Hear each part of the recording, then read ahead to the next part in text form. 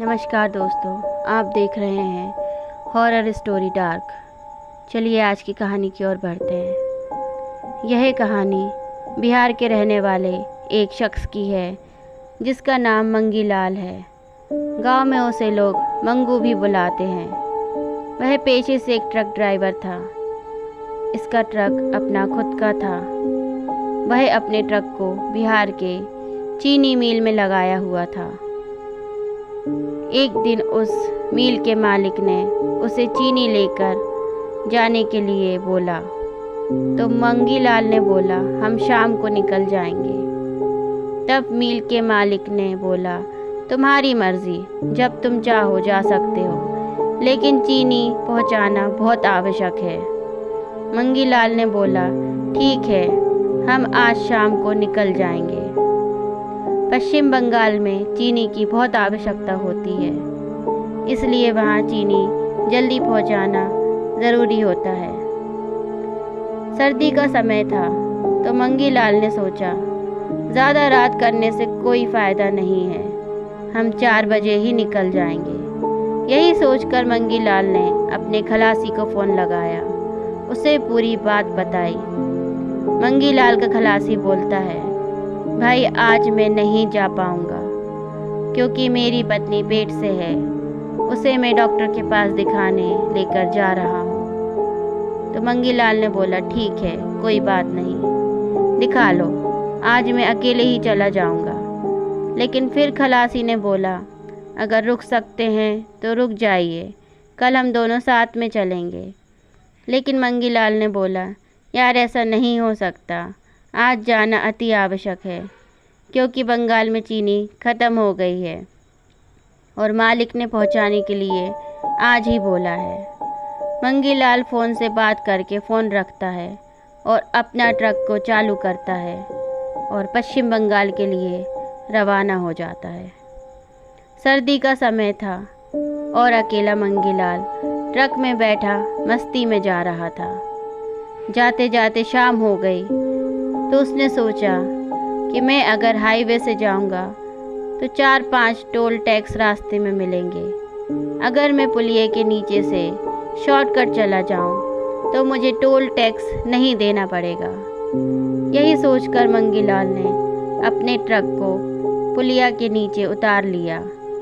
इस रास्ते से मंगी लाल पहले भी 1-2 बार जा चुका था, तो उसने बिना झिझक के ट्रक को सिंगल रोड पर मोड़ दिया और हाईवे के शॉर्टकट वाले रास्ते पर चल दिया।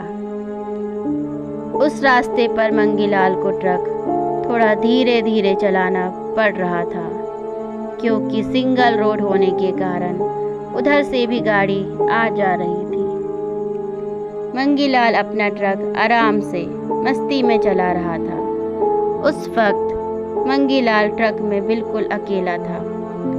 उसने सोचा कि अपना गाना सुनते हुए धीरे धीरे चलें। जैसे ही उसने अपना म्यूज़िक सिस्टम ऑन किया तो वह कुछ देर चलते चलते गाना अपने आप बंद हो गया।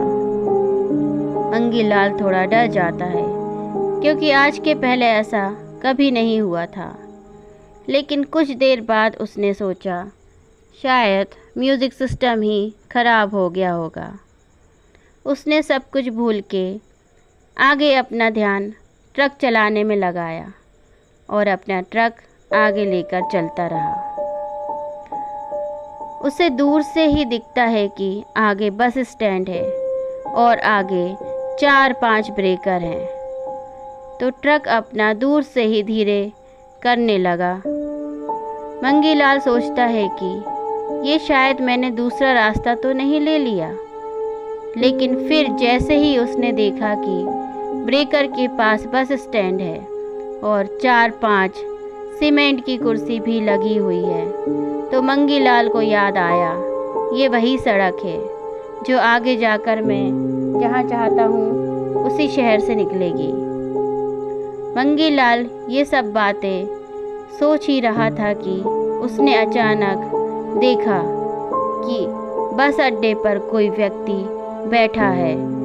एक बार मंगी लाल चौंक जाता है क्योंकि उस वक्त रात के 2 बज रहे थे। मंगीलाल थोड़ा चौंक गया क्योंकि जिस व्यक्ति को देखा उसने वो उसके जान पहचान का व्यक्ति था, लेकिन उसने सोचा नहीं कि कोई रात के 2 बजे यहाँ बैठा होगा। मंगीलाल इतना सोच रहा था, फिर दोबारा उसकी तरफ देखा और इस बार वो व्यक्ति फिर दिखाई देता है। मंगीलाल इस बार डर जाता है और उसका पैर अचानक ब्रेक पर पड़ जाता है और ट्रक झटका देकर रुक जाता है। उसके बाद जब मंगीलाल को जो दिखाई देता है उसके होश उड़ जाते हैं। वो देखता है एक व्यक्ति और एक औरत, और उस औरत के गोद में एक बच्चा लिए वो बैठी है, और वह व्यक्ति कोई और नहीं बल्कि मंगीलाल का खलासी अशोक और उसकी पत्नी थी। क्योंकि अशोक ने सुबह फ़ोन से बात करते वक्त यही बोला था कि मेरी पत्नी पेट से है और मुझे डॉक्टर के पास जाना है, तो हो सकता है शायद, लेकिन इस रोड पर ना तो कोई क्लिनिक है और ना ही कोई हॉस्पिटल, तो ये लोग रात के 2 बजे यहाँ क्या कर रहे हैं। फिर उसके बाद मंगीलाल ने उस व्यक्ति अशोक को बुलाया, लेकिन उधर से कोई आवाज़ नहीं आती है। मंगीलाल ट्रक में बैठे ही आवाज़ लगाता है, वह दोबारा आवाज़ लगाता है, फिर भी उधर से कोई आवाज़ नहीं आती। उसके बाद मंगीलाल सोचता है कि शायद ट्रक की आवाज़ की वजह से उस तक आवाज़ नहीं पहुंच रही है। यही सोचकर मंगीलाल ट्रक से उतर जाता है और अशोक के पास जाता है, तो देखता है कि वहाँ कोई एक दूसरे से बात नहीं कर रहा था। यह बात मंगीलाल को थोड़ा अजीब लगी, क्योंकि रात के 2 बजे और यह इतनी रात को बैठे हैं, यहाँ क्या कर रहे हैं। उसके बाद मंगीलाल में अशोक के पास जाकर बोला, यहाँ क्या कर रहे हो इतनी रात को। तो अशोक थोड़ा अजीब आवाज़ में हंसता है और बोलता है, इतनी रात से क्या मतलब है। ये बात सुनकर मंगीलाल डर जाता है, क्योंकि अशोक को मंगीलाल 10 साल से जानता था। वो इस तरीके से कभी बात नहीं किया था। मंगीलाल थोड़ा डर जाता है। उसके बाद अशोक बोलता है, अरे उस्ताद, मेरा मतलब है कि ट्रक वालों का काम तो देर रात में ही होता है ना।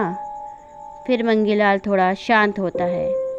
उसके बाद वो देखता है कि अशोक की पत्नी बिना बोले मंगीलाल को घूरे जा रही है और उसका बच्चा रो रहा था। वो उसे चुप भी नहीं करा रही थी। ये बात अब उसे पूरी तरीके से डरा देती है। फिर उसके बाद मंगीलाल बोलता है, तुम्हारी आवाज़ इतनी भारी क्यों है अशोक। फिर उसी आवाज़ में अशोक हंसता है और बोलता है, अरे उस्ताद, अभी आपने मैं पत्नी को देखा करके आ रहा हूँ और उसका रिपोर्ट आप देखेंगे तो पता चलेगा मेरी आवाज़ भारी क्यों है।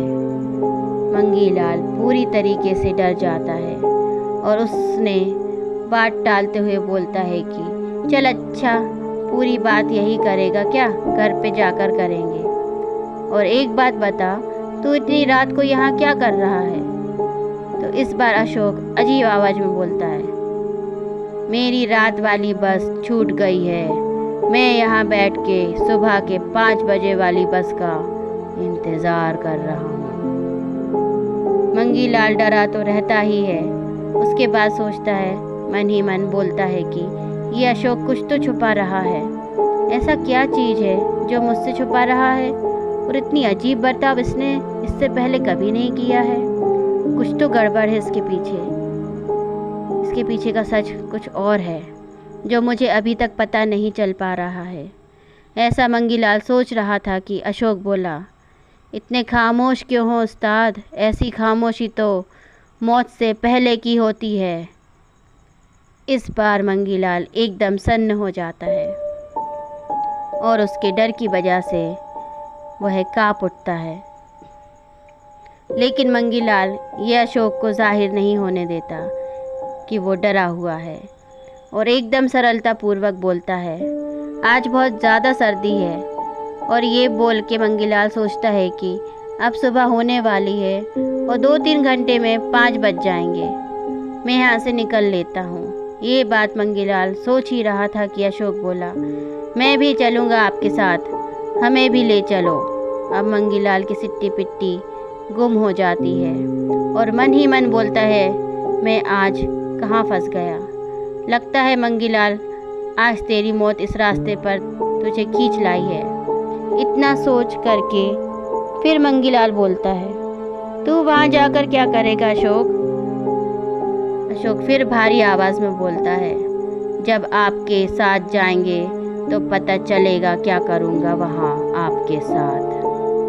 अब मंगीलाल थोड़ा गुस्सा दिखाते हुए बोला कि तेरा दिमाग तो ठीक है ना? तुझे पता है ना कि मैं पश्चिम बंगाल जा रहा हूँ, वो कितनी दूर है यहाँ से। इस बार अशोक की पत्नी जो बच्चे को लिए बैठी थी, उसका चेहरा घूंघट से ढका हुआ था, तो वो खड़ी हुई और उसका बच्चा घूंघट अपने हाथ में खींच देता है। उसके बाद जब उसका चेहरा मंगीलाल देखता है तो 2 कदम पीछे की ओर हटा लेता है। की पत्नी बोलती है, ए बुढ़े, मेरे पति तेरे से अच्छे तरीके से बोल रहा है, तू इतनी ऊंची आवाज़ में क्यों बोल रहा है? आराम से बात कर, वरना तू जानता नहीं, जो मेरे पति से ऊंची आवाज़ में बात करता है मैं उसके साथ क्या करती हूँ। इस बार मंगीलाल एकदम पूरे तरीके से डर जाता है और कुछ बोलता नहीं है, बस अशोक की तरफ इशारा करते हुए इशारे में बोलता है कि तेरी पत्नी इस तरीके से कैसे बात कर सकती है। अब अशोक मंगीलाल को भयानक मुस्कान के साथ देखता रहता है। मंगीलाल झटके से अपना ट्रक का दरवाज़ा खोलता है और वहाँ से अकेले निकल लेता है। और मंगीलाल इतना तेज निकलता है कि ये दोनों, अशोक और इसकी पत्नी, खड़ी रह जाती हैं। और मंगीलाल पीछे शीशे में देखता है तो सब कुछ सामान्य होता है। अब वह अपने ट्रक को तेज़ी से आगे बढ़ाता है और ट्रक चलाते चलाते वो कुछ दूर जाता है तो उसे फिर वही चीज़ दिखाई देती है जो उसे बस अड्डे पर दिखाई दिया था। एक आदमी, एक औरत और औरत की गोद में बच्चा। लेकिन फिर मंगीलाल सोचता है कि ऐसे कैसे हो सकता है? अभी वो दोनों वहाँ खड़े थे, फिर यहाँ कैसे आ सकते हैं? इतनी रात में ना कोई साधन यहाँ पर चल रहा है और ना कोई इंसान यहाँ पर मदद करने के लिए रुक रहा है। तो ये एक बात, और यहाँ मुझे कोई गाड़ी मुझसे आगे नहीं निकली क्योंकि मैं इतनी तेज़ रफ्तार से ट्रक को चला रहा हूँ। ये नामुमकिन है। ट्रक को चलाते चलाते मंगीलाल ये सब बातें सोच ही रहा था कि फिर उसने अपने मन को सांत्वना देता है और बोलता है, नहीं नहीं, ये भ्रम है, ऐसा नहीं हो सकता। उसके बाद फिर मंगीलाल अपनी ट्रक की स्पीड और बढ़ा देता है ताकि और तेज़ भगा सके। फिर मंगीलाल किसी तरीके से शहर में पहुंच जाता है और शहर पहुंचने के बाद पश्चिम बंगाल में चीनी देकर वापस आता है। फिर अगले दिन अपने गांव बिहार पहुंचता है और अपने खलासी अशोक को सारी बातें बताता है तो अशोक हंसने लगता है। किसी तरीके से अपना समय बीतता है और मंगीलाल की शादी हो जाती है। फिर मंगीलाल को 1 साल बाद एक बेटी होती है, लेकिन मंगीलाल दुखी रहता है क्योंकि उसको बेटे की जगह बेटी हुई थी और वो अपना जीवन किसी तरीके से ट्रक चलाकर व्यतीत करता है। एक बार फिर मंगीलाल को बिहार से पश्चिम बंगाल जाना पड़ा वही चीनी को लेकर इस बार उसने अपने खलासी से पहले ही बोल दिया था कि मेरे साथ चलना है। इस बार मंगीलाल के साथ उसका खलासी अशोक भी उसके साथ चला। सर्दी का ही वक्त था जब दोनों इस बार पश्चिम बंगाल चल देते हैं। इस बार अशोक और मंगीलाल दोनों साथ में थे। तो चलते चलते अशोक को अचानक याद आता है कि मंगीलाल उसे पश्चिम बंगाल से आते वक्त एक भूतिया कहानी सुनाया था। तो इस बार अशोक उससे बोलता है, उस्ताद चलिए उसी रोड से जिस रोड पे आपने मेरी और मेरी पत्नी के अपने भूत देखे थे। इस बार मंगीलाल बोलता है, नहीं मैं उस रास्ते से नहीं जाऊंगा, तुमको जाना हो तो जाओ। मंगीलाल गुस्से में होकर ये बोलता है। तो अशोक का जवाब आता है, अरे उस्ताद आप तो भड़क गए, मैं तो बस बोला आगे, आपकी मर्ज़ी। इस बार अशोक के चेहरे पर पहले ही जैसे उसका बना हुआ गुस्सा था, जैसे कि मंगीलाल उसे हमेशा से देखता आया है। कुछ देर बाद फिर अशोक बोलता है, चलिए इसी रास्ते से, फिर टाइम ज़्यादा लगेगा। अशोक थोड़ा दुखी मन से बोलता है। फिर मंगीलाल सोचता है कि चलें उसी रास्ते से और देखते हैं क्या होता है। अशोक और मंगीलाल चल देते हैं और रात के 12 बज चुके होते हैं। तो मंगीलाल और अशोक गाना बजाते चलते हैं। फिर अचानक देखते हैं कि रास्ता इस बार भी अलग लग रहा था। मंगीलाल इस बार अपनी ट्रक को स्पीड बढ़ाता है और तेज़ी से चलता है। उसके बाद वो दोनों रास्ता भटक जाते हैं। इस बार मंगीलाल डर जाता है और सोचता है कि क्या किया जाए। तो उसने ट्रक की स्पीड धीरे कर दी। अशोक बोलता है, क्या हुआ उस्ताद, धीरे क्यों चल रहे हो? मंगीलाल बोलता है, मैं रास्ता भटक गया हूँ, तुमको समझ में नहीं आ रहा है? तो अशोक बोलता है, किसी से पूछ लिया जाए। तो मंगीलाल बोलता है, इतनी रात में कौन मिलेगा यहाँ जिससे रास्ता पूछा जाए? तो चलते चलते कुछ देर बाद एक औरत दिखी। रात के 1 बज चुके थे। मंगीलाल डर रहा था। उसने बोला, इतनी रात को ये लड़की, मुझे कुछ ठीक नहीं लग रहा। अशोक बोलता है, अरे उस्ताद हो सकता है किसी पड़ोस के गांव का हो, तब तक जंगल में कुछ दूर एक लाइट जल रही थी। अशोक मंगीलाल को दिखाता है और बोलता है, उस्ताद वो देखिए, हो सकता है उसी गांव से हो वो। मंगीलाल देखता है और ट्रक को रोक देता है और उतर के औरत के पास जाता है। औरत अपने सर पे एक लकड़ी का गट्ठा लिए जा रही थी। मंगीलाल ट्रक में से उतरकर उसके पास जाता है। औरत को देखता है, वह बहुत सुंदर थी। तो मंगीलाल उसे कुछ देर देखता ही रहता है। वह औरत मंगीलाल को हंसिया निकाल कर दिखती है। तो मंगीलाल डर जाता है। फिर बोलता है, मुझे गलत ना समझे, मैं बस रास्ता पूछने के लिए आपके पास आया हूँ। फिर जब मंगीलाल देखता है कि औरत का चेहरा इतना डरावना कैसे हो सकता है, और ये देखकर मंगीलाल एकदम डर जाता है और 2-4 कदम पीछे हट जाता है। तो औरत मंगीलाल की तरफ बढ़ती है और उसके हाथ में जो लकड़ी का गट्ठा था, वो लकड़ी नहीं बल्कि किसी इंसान की हड्डी के गट्ठे थे। फिर औरत मंगीलाल को हंसिया लेकर उसके ऊपर हमला कर देती है। मंगीलाल रोड पे गिर जाता है। औरत उसके सीने पर बैठकर उसके ऊपर वार करने जाती है। तो मंगीलाल का फ़ोन बजने लगता है। फ़ोन को आवाज़ को सुनकर औरत अपने कान बंद कर लेती है और मंगीलाल ये देखता है तो अपने फ़ोन नहीं उठाता। मंगीलाल को याद आता है कि मैंने अपना रिंगटोन हनुमान चालीसा सेट किया है, तो उसने फ़ोन नहीं उठाया। ये सब अशोक ट्रक में बैठे ही सब देख रहा था। उसने बाद मंगीलाल उस चुड़ैल को धक्का दे देता है और अपने ट्रक में बैठ जाता है। फिर अशोक ट्रक में हनुमान चालीसा लगा देता है और उसके बाद वो डर के भाग जाता है। जब मंगीलाल जाकर शहर में रुकता है तो देखता है किसका फ़ोन है, तो वह देखता है कि उसकी पत्नी फ़ोन की थी। फिर मंगीलाल ने फ़ोन लगाया, अपनी पत्नी से पूछता है कि क्यों फ़ोन किया था। तो मंगीलाल की पत्नी बोलती है कि आपकी बिटिया फ़ोन करवा रही थी आपसे बात करने के लिए।